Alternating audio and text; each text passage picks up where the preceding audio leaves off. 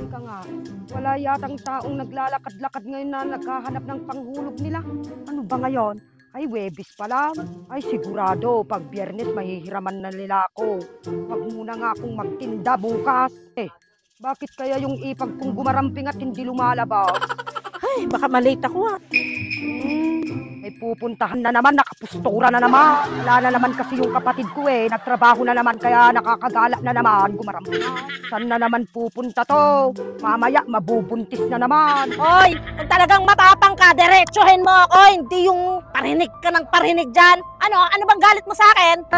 Totoo naman. Gusto mo lang may pabilang dito sa pamilya namin. Nagbuntis-buntisan ka para lang masawa mo yung kapatid ko. Iniikot mo lang yung kapatid ko. Kaya naging parte ka ng buhay namin Tapos pag wala yung kapatid ko, labas ka ng labas dyan. Arjud ka ng arjud ng katawan mo. Ay, wala kang pakialam. Tsaka di ko pinikot yung kapatid ninyo, no? Nagmamahalan kaming dalawa. Kayo nga lang yung mga magugulo. Ginugulo nyo yung buhay namin mag-asawa. Nakikisaw-saw kayo sa pagmamahalan namin. Sabihin mo hindi. Diyan ka naman magaling ang pakialaman yung mga buhay na kapatid mo. Tsaka kahit matanda ka, papatulan kita. Walang katotohanan. Lahat ng mga pinagsasabi mo sa akin. Lahat na lang binibigyan mo ng isyo. Sarili mong buhay, di mo pakialaman. Ay!